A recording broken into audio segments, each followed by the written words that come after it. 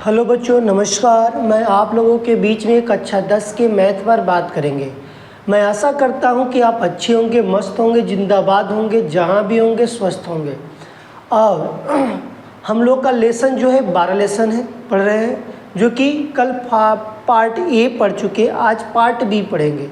और मैं आशा करूँगा कि स्टूडेंट भी सूर्यकांत चैनल पर आप जुड़ें और अपने मित्रों को भी बताएं कि हम लोग स्टूडेंट भी सूर्यकांत चैनल से जुड़ चुके हैं। आप लोग भी जुड़ जाओ और यहाँ से अध्ययन करना शुरू करो, क्योंकि यहाँ से तुम लोग को पेपर में देखने को मिलेगा। अपने मित्रों से ही बताओ, तब जाकर तुम लोग को यहाँ पर बच्चों फ़ायदा होगा। आज जानते हो ना कि बच्चों के बीच में किसी चीज़ को लाना बहुत कठिन काम होता है। एक दो बच्चा नहीं है, हम लोग के पास मैक्सिमम कहा जाए तो आप लोग के देन से या आप लोग के आशीर्वाद से ये हमारा परिवार 15,000 प्लस में चल रहा है।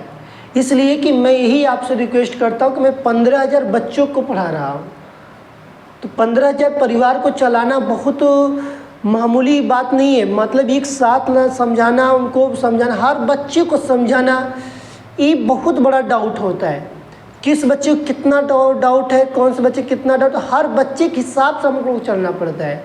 इसलिए मैं आशा करूँगा कि आप भी जुड़ें। और जितने बच्चे थोड़ा से नरम है, पढ़ने में कमज़ोर है, डर लगता है पढ़ाई से, मैथ में डर लगता है, वो हमसे ज़रूर जुड़े। मैं इतनी गारंटी करता हूँ, गारंटी भी लेता हूँ कि मैथ में मैं सिखाने की पूरा गारंटी लेता हूँ। आज जीरो से हीरो के सफ़र में ट्रेन में आप बैठेंगे, आपको ज़रूर समझ में आएगा। इस ट्रेन का नाम मैं रखा भी हूँ, बताता भी हूँ प्रतिदिन कि जीरो से हीरो के सफ़र में ट्रेन में बैठिए।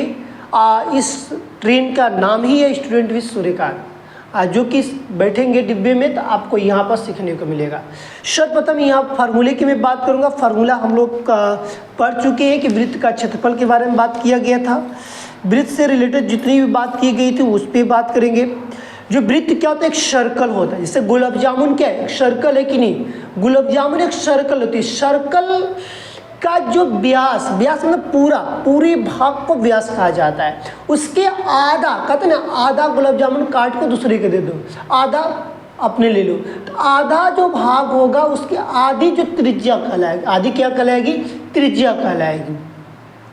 तो यहाँ पर व्यास की यदि बात किया है तो व्यास बराबर 2r होता था। कोई त्रिज्या पूछ दिया तो क्या बता सकते हो यहाँ पर कि r बराबर d/2 लिख सकते, क्योंकि दो भाग है, एक इधर एक इधर, इसलिए कहा गया।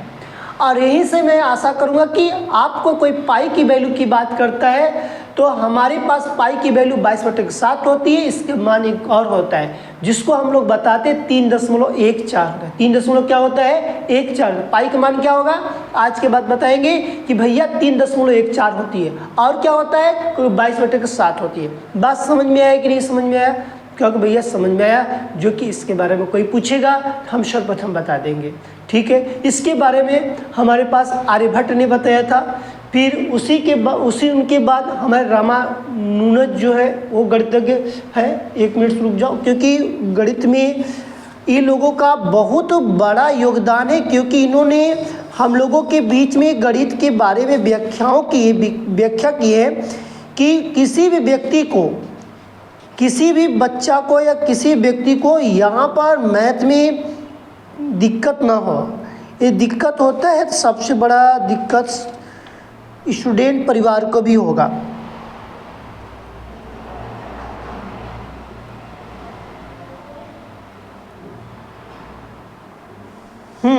वही दिए गए जो कि मैंने बताया, वही दिए गए, यहाँ भी दिए गए। एक और देख लेते, क्लियर कर ले तुम लोग का स्पष्टीकरण।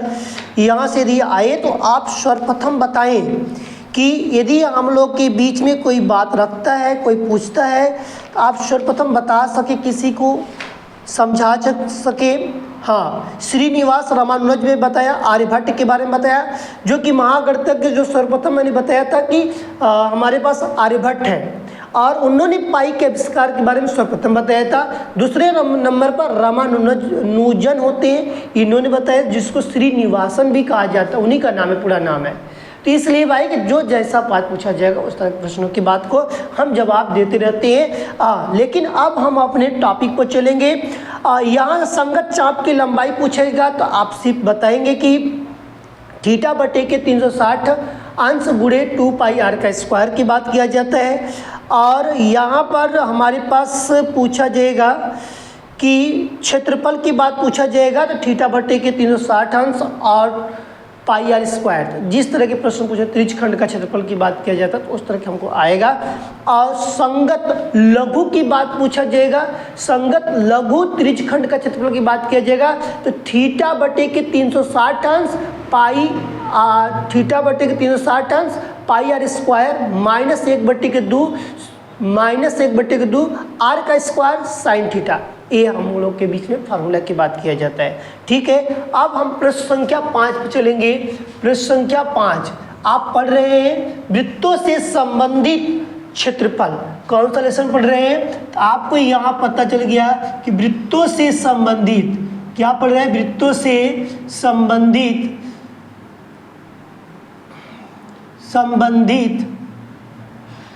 वृत्तों से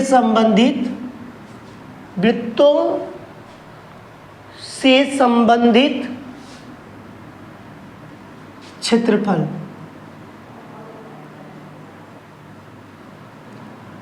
ठीक, हम लोग में बताया था कि हमारे इसमें एक ही लेसन है। अब इसमें हमने पार्ट आज बी पढ़ेंगे। आज कौन सा पार्ट है? बी है, इसमें और कोई नहीं है।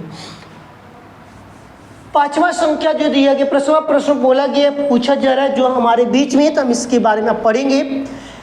त्रिज्या 21 सेंटीमीटर है। आपको बीच में बोला दिया गया त्रिज्या 21 सेंटीमीटर दिया गया, सबसे पहले एक बात दे दिया गया। फिर बोला गया कि वृत्त का चाप 60 डिग्री का कोण पर आंतरित करता है। 60 डिग्री के कोण पर आंतरित करता है। कितने डिग्री पर? कहेंगे भैया 60 डिग्री के कोण पर आंतरित कर। आंतरित का मतलब अंदर, आंतरित का मतलब अंदर। अब जैसे कि कोई सर्कल है, मान लो अब सर्कल मैंने बना दिया, इसके अंदर आंतरिक जो कोण है की बात किया जा रहा है, आंतरिक कोण उसका है। अब कैसा बनाएगा ये नहीं बोला जा रहा है।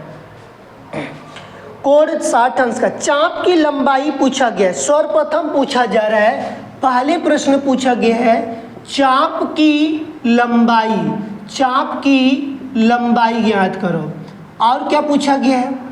पहले प्रश्न में यही बोला गया है। तो हम एक एक प्रश्न की जवाब देते चलेंगे।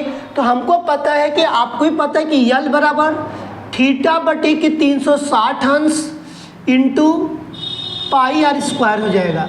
चाप की बोला गया है, चाप में नहीं आएगा, चाप का आएगा 2 पाई आर हो जाएगा। यहाँ पर हमारे पास फार्मूला हो जाएगा।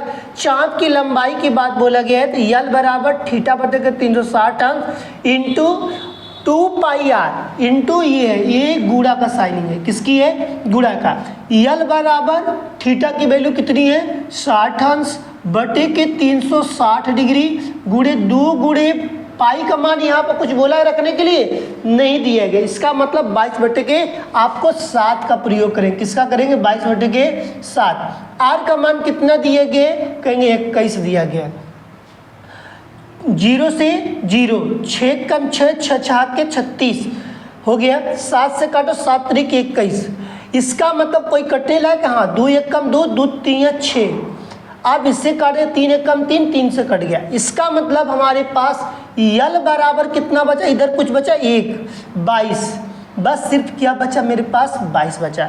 इसकी मतलब कि चाप की जो लंबाई है, चाप की जो लंबाई है कितनी है? 22 है। चाप की लंबाई कितनी आ जाएगी? 22 सेंटीमीटर। 22 सेंटीमीटर। पहले प्रश्न के अनुसार यही पूछा गया था। पहले प्रश्न के अनुसार आप बोला गया, क्वेश्चन में बोला गया त्रिज्या कितनी दी गई है? 21। त्रिज्या कितनी दी गई है? 21। वृत्त के चाप के केंद्र से कितनी लंबाई? चाप की लंबाई, उसका थीटा तो कोण दे दिया गया है 60 अंश। तो चाप की लंबाई बराबर यल बराबर थीटा बटे के 360 अंश गुणे 2 पाई आर। अब यल ज्यों का त्यों लिख दो। थीटा की वैल्यू कितनी? 60 लिख दिया। 2 लिख दो। पाई की वैल्यू क्या? 22 बटे के 7। आर की वैल्यू क्या? 21, क्योंकि एक आप 21 लिखा गया। 0 से 0, 6 कम 6, 6 छाक के 36। अब मैंने 2 से काटा 3 बार में, 3 से काटा तो ये मान लो कि 7 त्रिक 21, 3 से 3 काट दिया। इधर कुछ नहीं बचा, सिर्फ 22 बचा, तो सिर्फ 22 लिख दिया। यही मेरे पास क्या हो गया? 1 का आंसर आ गया। इसी में दूसरा प्रश्न क्या पूछा जा रहा है, इसी में दूसरा क्या पूछा गया उसके बारे में देखेंगे, क्योंकि हमको इसमें 3 प्रश्न पूछा गया है। पहले प्रश्नों का भी हमने हल किया। 5वें में 3 पॉइंट पूछा गया है। चाप द्वारा बनाए गए त्रिज्यखंड का क्षेत्रफल। चाप द्वारा प्रश्न में दिया गया है, चाप द्वारा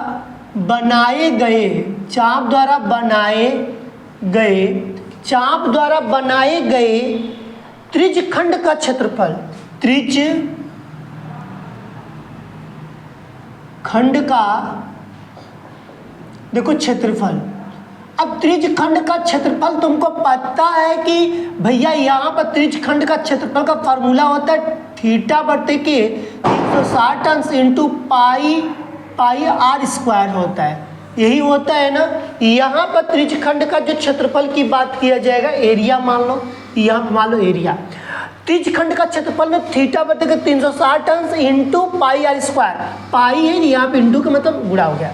अब तुम्हारे पास क्या लिखा है, थीटा की वैल्यू पहले से तुमको कितनी है, 60 अंश है। आप 360 लिख दो यहाँ पर गुणे, पाई का मान तुमको यहाँ पर कुछ नहीं बोला है 7 रखो। आर का मान कितना, 21 गुणे 21। कहो भैया क्या रखे, 21 गुणे 21। इससे काट दो, कितने बार में कटा, 6 बार में। 6 बार में कट गया। 7 से काटो 3 बार में, 3 से काटो 2 बार में, 3 दूनी के 6, 2 से काट दो 11 बार में। कहो भैया 11 गुणे 21, कहीं कोई दिक्कत नहीं। 11 कब, 11 का 1 हासिल लगा 1, 11 दूनी के 22, 22 से कितना हो गया 23, इतने सेंटीमीटर स्क्वायर आ गया। क्योंकि भैया चाप द्वारा बनाए गए त्रिज्यखंड का जो क्षेत्रफल है, चाप द्वारा बनाए गए त्रिज्यखंड का जो क्षेत्रफल है उसका फॉर्मूला क्या लिखा गया है कि ए बराबर थीटा बटे के 360 अंश गुणे पाई आर स्क्वायर। ए क्यों लिखा, क्योंकि क्षेत्रफल को एरिया से दर्शाया जाता है।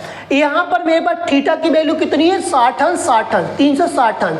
आप यहाँ पर 22, पाई का मान क्या, 22 बटे के 7 गुणे आर का मान कितना 21, इसीलिए 21 गुणे 21 लिखा गया था। 60 से काटेंगे 0 0 तो वैसी बात आएगा। 6 से काट दिया 6 बार में आया, 6 के 36, 6 आ गया। आप देखो 7 से काट दिया 21 को 3 बार में, 3 से काट दिया 6 को 2 बार में, 2 से काट दिया तो कितने बार में आ गया, 11 बार में। 2 1 कम 2, 2 1 कम 2। अब 11 गुणे 21 कर 231 आ गया। इतनी 231 सेंटीमीटर का स्क्वायर, कितना आ गया, 231 सेंटीमीटर का स्क्वायर आ गया। थर्ड प्रश्न में क्या पूछा गया है, थर्ड प्रश्न में क्या पूछा गया ये ध्यान दो। पूछा गया है कि संगत जीवा द्वारा, यहाँ पर देखो दिया गया संगत जीवा द्वारा बनाए गए वृत्तखंड का वहाँ पर त्रिज्य का यहाँ पर वृत्तखंड का क्षेत्रफल संगत जीवा द्वारा। अब यहाँ पर लिखेंगे संगत जीवा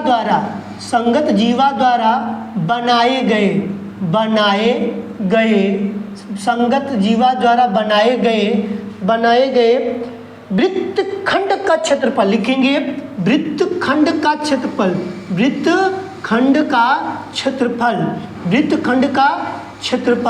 कहो भैया इसका फार्मूला क्या होगा, हम बोले एरिया बराबर थीटा बटे 360 अंश into pi r square minus 1/2 r का स्क्वायर साइन थीटा।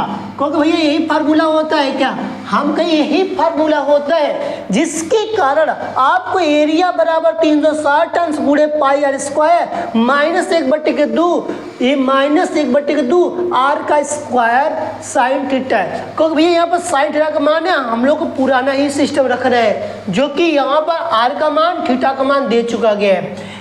तो हम लिखेंगे 60/के। अब इसकी वैल्यू तुमने हल कर चुका है एक बार, इसकी वैल्यू डायरेक्ट रख दे तो कोई दिक्कत यहाँ पर तुम जो कहो, क्योंकि यही चीज़ यहाँ पर मैं रख दूँ तो कोई दिक्कत नहीं होना चाहिए, क्योंकि इसी चीज़ को लिखेंगे बार बार 221 आएगा।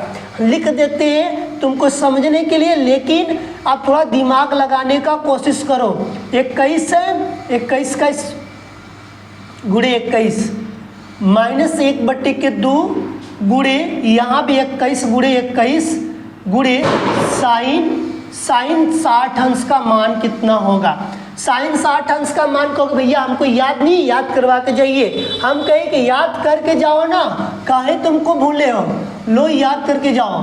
जो कि हमारे पास थीटा 30 अंश, 45 अंश, 60 अंश, 90 अंश। देखो साइन की बात किया गया है, यहाँ पर हमारा 0 अंश, 0 होता है। साइन 30 अंश का मान 1/2, 45 अंश का मान 1/√2, 60 अंश का मान √3/2, 90 अंश का मान कितना हो जाएगा, 1 हो जाएगा। 90 अंश का मान कितना होगा, 1 होगा। तो बताओ, तुमको कहोगे भैया 60 अंश का मान, इसका मतलब √3/2 होगा क्या? हाँ वही होगा। इसीलिए तो कहा गया है कि जो मान दिया रहेगा उसी मान के थ्रू हमको करना है। इसका हम लोग काट पीट दिए, 6 बार में आ गया, इससे काट दिया 3 बार में, इससे काट दिया 2 बार में, इससे करे 11। अब 11 गुणे 21 कर दिया, क्योंकि सारा सिस्टम मैंने यहीं से उठाकर हमको रखना है, माइनस लगा दिया।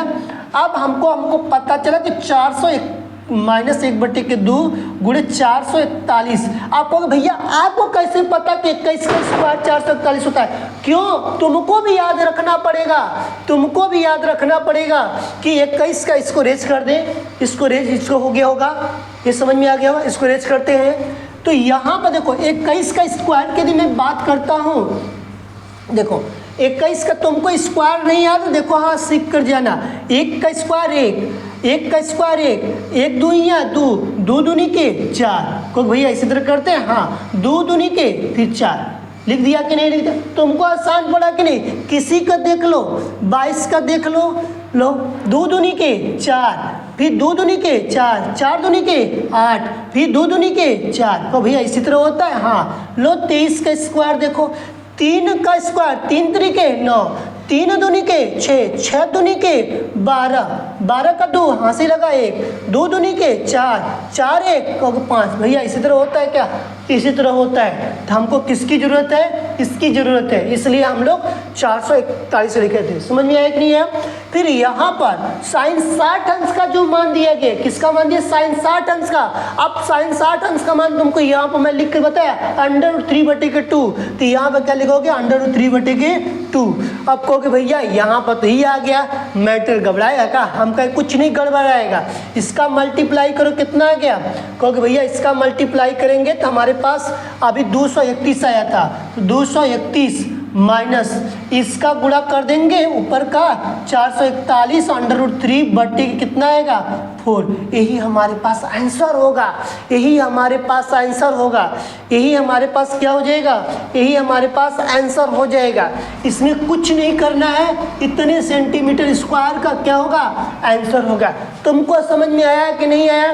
क्योंकि इसमें आंसर यही दिया गया है, 231 माइनस 441 √3/4। इसकी आगे कैलकुलेशन देखो, क्षेत्रमिति जो होती है वृत्त से रिलेटेड होता है, दूसरे उस पर आधारित होता है। और क्षेत्रमिति पढ़ेंगे 13 लेसन जो है उसको 12 लेसन में रखा गया है, उसको पढ़ेंगे। उसमें आंसर को उसके नज़दीक ले जाकर छोड़ देना है, क्योंकि एग्जामिनर वहाँ पर समझ जाएगा कि बच्चा जो किया है इस तरह का प्रश्न करेगा तो 100% सही होगा। क्योंकि यहाँ पर पाई आ गया है, पाई का मान कभी भी निश्चित नहीं होता है। इसीलिए ने आर्यभट्ट ने सर्वप्रथम पहिए के आविष्कार से बताया था। आर्यभट्ट ने जो पहिया, पहले आदिमानव ने, इसमें थोड़ा सा मैं कहानी सुना दे रहा हूँ। आदिमानव ने जब पेड़ काट रहे थे, तो पेड़ काटे तो उसमें एक पेड़ की जो टहनी, जो बेलना के आकार का, जैसे पहिए के आकार का लुढ़कने लगा, तो उसी रास्ते से मान लो कुछ समय के लिए आर्यभट्ट जा रहे थे। क्या कर रहे थे? आर्यभट्ट जा रहे थे।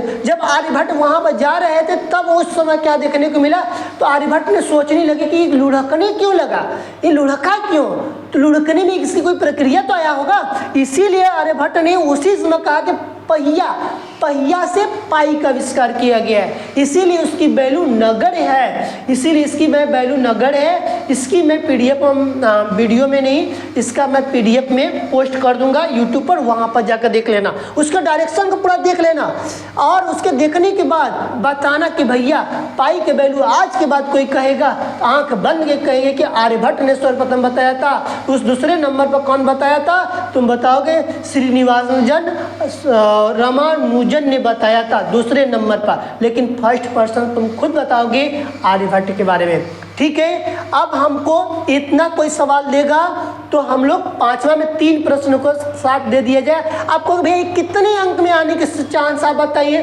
हम कहेंगे भैया ये प्रश्न नहीं आएगा पेपर में, लेकिन यदि आएगा तो मैक्सिमम 3 अंक लेकर आएगा, बहुत जाएगा रेली रेला 4 अंक में जाएगा। लेकिन ये कभी कब हम अभी तो पेपर में ऐसा प्रश्न भी ये तो देखने को नहीं मिला, लेकिन कोई इसी में से एक उठा कर दे देगा।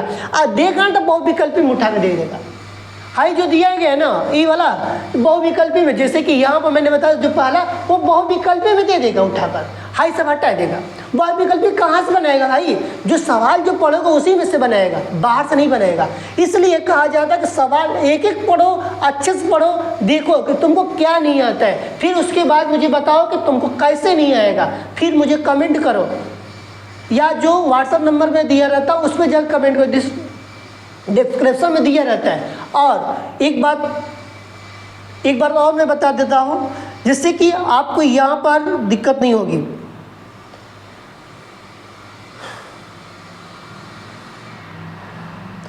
आप जाइएगा यूट्यूब चैनल पर जाइएगा, वहाँ पर सर्च करिएगा। सर्च करने के बाद जो लोगो टाइप आता है स्टूडेंट विद सूर्यकांत का, उस पर क्लिक करिएगा। उसी में देखिएगा आप दिया रहता है प्लेलिस्ट, वहाँ पर देखेंगे तो प्लेलिस्ट दिया रहेगा। प्लेलिस्ट पर जाने के बाद वहाँ पर आपको देखने को मिलेगा। प्लेलिस्ट में आपको सब वीडियो एक ही जगह मिलेगा, मैथ का पूरा एक ही जो कंटेंट मिल जाएगा, पूरा एक्सरसाइज बाय एक्सरसाइज आइए।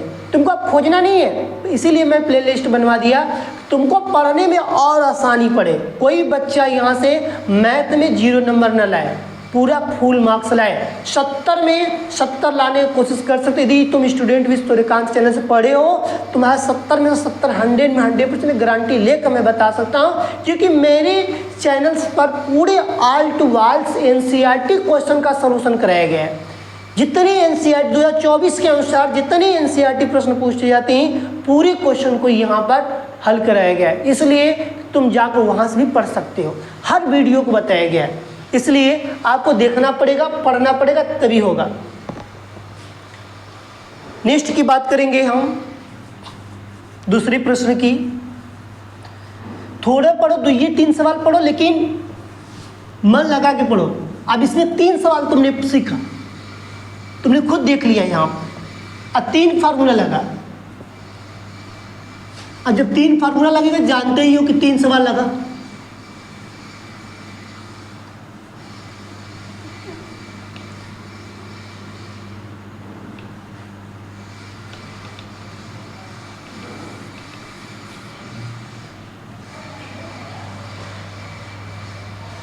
अब वृत्त से यदि प्रश्न आएगा तो ये बहुविकल्पी में देखने को अधिक से देखने को मिलता है। वृत्त से आएगा यहाँ पर तो बहुविकल्पी में देखने को मिलेगा, बहुविकल्पी में देखने को मिलेगा।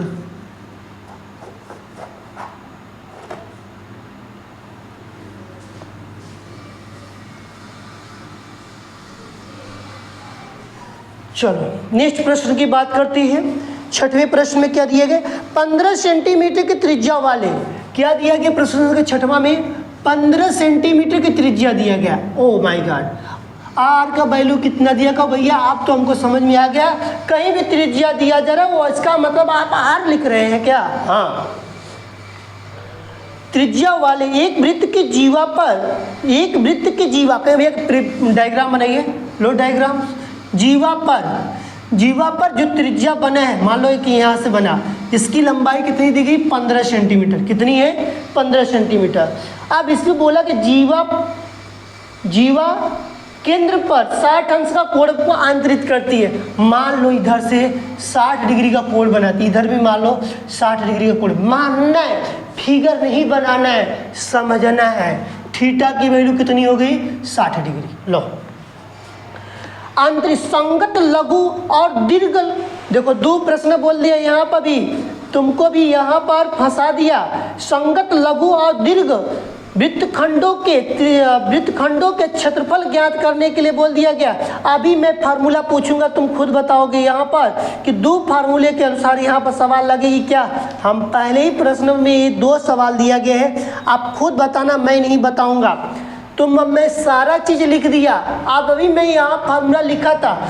तुम बताओ संगत लघु त्रिज्यखंड का क्षेत्रफल बराबर कितना होता है? संगत लघु त्रिज्यखंड का क्षेत्रफल कितना होगा? त्रिज्यखंड का क्षेत्रफल बराबर कितना होगा? त्रिज्यखंड का क्षेत्रफल बराबर कितना होगा? तो हम बताएंगे, यहाँ पर बता के जाए निकल जाएंगे। क्या बताओगे? ये तो पूछा जा रहा है। तो कहोगे भैया ए बराबर मानिए ना, क्या माने? थीटा बटे के 360 अंश और क्या पाई आर स्क्वायर, क्या pi r square minus 1/2 I r का स्क्वायर साइन थीटा। कहोगे भैया एक बात बताएं हम, बोलो। अब यहाँ भी यार दिखाई दे रहा है, यहाँ भी यार कॉमन करके एक बार लगा के दिखा दीजिए। तब लो उस तरह भी लगाओ। तुम्हारा कैलकुलेशन मतलब गुणा भाग करने के लिए तुम अपने मन से कर सकते। काटने का मन करता काटो, नहीं तो पूरे का मल्टीप्लाई कर गुणा करके एक बार लास्ट में काटो। ये तुम्हारे ऊपर डिपेंड करता है। थीटा की वैल्यू कितनी है? कहोगे भैया यहाँ पर 60 अंश है और कितनी होगी? 360 डिग्री है। पाई का मान कितना है? 22/7 गुणे आर का मान कितना है? कि भैया यहाँ पर 15 है, 15 का स्क्वायर करिए। ठीक, 1/2 गुणे 15 का स्क्वायर कर दिया। फिर साइन गुणे का साइन लगाकर साइन 60 अंश का मान कितना हो जाएगा? कहेंगे भैया 15 स्क्वायर इधर है, कॉमन कर दे। क्या कॉमन कर लो, कोई दिक्कत नहीं है। इससे इसे काट दो तो कितने बार में कटा? 6 में। 6 6 के 36। कहो भैया 1/60। यहाँ पर पाई का मान कुछ रखने को दिया गया? हाँ, पाई का मान दे दिया गया 3.14 रखने के लिए। तो हम यहाँ पर 22/7 रखे हैं। अब इसका मान हम क्या रखेंगे? 3.14 माइनस। अब यहाँ पर मेरे पास 1/2 गुणे साइन 60 अंश का मान कितना होता है? √3/2 होता है। क्लियर हुआ कि नहीं क्लियर हुआ? यहाँ पर ध्यान देना कि देखो 6 6 का 36, 1/6 पाई बटे का जो पाई का मान बुक्स में दे दिया गया है। पाई का मान 3.14 रखने के लिए बोला गया है। और बुक्स में दिया गया है, और बुक में दिया गया है कि एक चीज़ और पूछा दिया गया कि √3 बराबर 1.732 दिया गया है। ए भी वैल्यू दिया रखने के लिए, ए भी वैल्यू दिया रखने के लिए। ठीक है, तो इसीलिए पाई का मान हमने क्या लगा? 3.14 रख दिया। आप ऊपर का ऊपर नीचे का नीचे गुणा कर सकते हैं या काट भी सकते हैं, ये तुम्हारे ऊपर डिपेंड करता है। तुम काटते हो कि क्या करते हो? तो कर दो भैया 15 का स्क्वायर। कहेंगे कि 15 का स्क्वायर हो जाएगा 225। 15 का स्क्वायर 225 नहीं आ रहा, देख लो गुणा कर 50, 25 का 5 लगा 2, 5 गुना के 10, 10 एक कम 10, 10 2 12 2 10 लगा 1, 1 2 यहाँ 2, 1 कम 1, 1 में 1 का स्क्वायर करोगे तो 1 आ जाएगा। 1 में 1 जोड़ोगे तो कितना हो जाएगा? 2 हो जाएगा, 225। सही है, तो यहाँ पर 225 लिख दिया गया है। आप 3.14 बटे कितना लिखोगे? 6 माइनस √3 के। आप कहो भैया √3 का मान वहाँ पर दे तो ही रखिए ना। हम रख लो कोई दिक्कत नहीं है, रखो। 1.732 गुणा कर दो, वही आ जाए 2 दूनी के 4। कहो भैया अंदर का हल कर दे, हल कर लो, कोई दिक्कत नहीं है, तुम ही तो हो सब कुछ।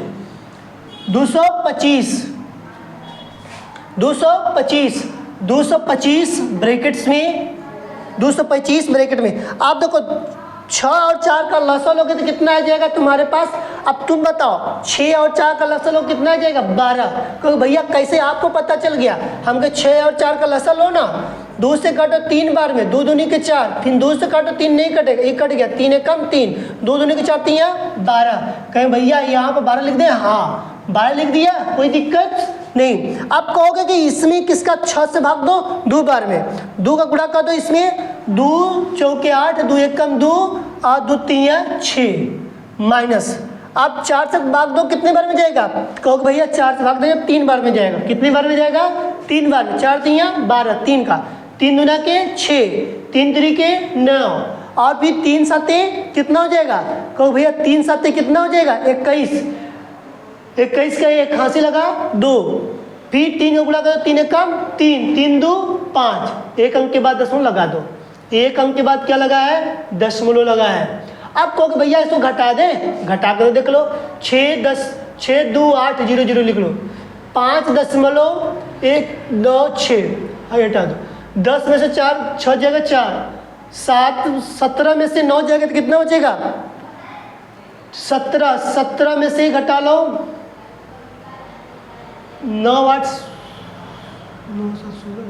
9, 8 बचेगा, 8 बचेगा यहाँ पर।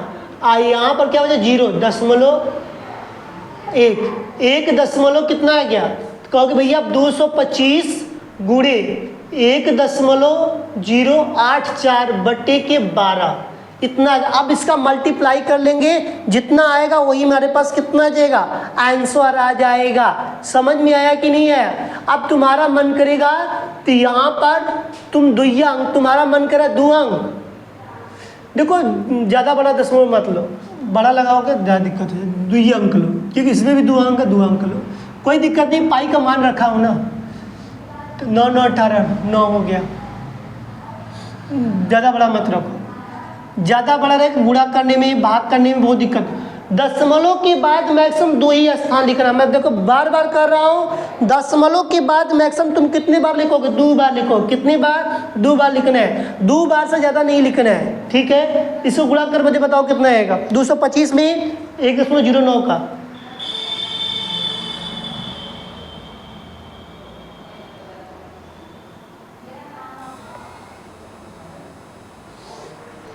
देखो यहाँ पर तुम्हारे पास जो दिया गया था इसी के अनुसार करना है। गुणा भाग तुम नहीं कर पाओगे तो फिर दिक्कत है, गुणा करने सीखो। अब इतना मैं गुणा करूंगा जिसमें तो बताओ तुम बोर्ड के पेपर में कैसे दोगे, अब तुमको तो बोर्ड का पेपर भी तो देना है। तो यहीं पर हम लोग लिख सकते हैं कि 245 दशमलव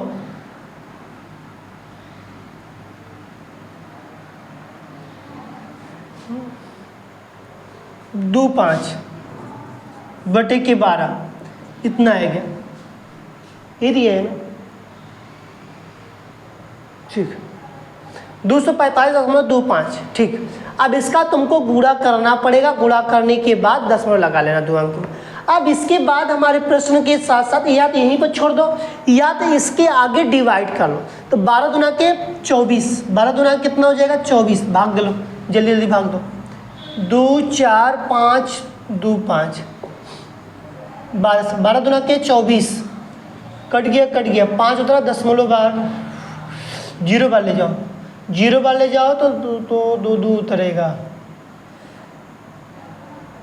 12 चौके 48, 4 बढ़ जाएगा, यहाँ से घट जाएगा तो कितनी आएगा 8, 4, 12, 5, 12 3 36, 12 चौके 48, 12 3 36, 243.243, मतलब कि 0 है ना, सॉरी वहाँ पर 0 लगा है, देखो 2043 है ना, तो यहाँ पर जब भी दशमलव लगेगा 20.43 आएगा, कुछ 20.43 बस लिख लो, मैक्सिमम तो इसके आगे आएगा तो और बढ़ा लेना, कितनी बढ़ जाएगा 3 बार ले गए 36, 1 उधरा कट गया, दशमलव बार ले गए 0, 0,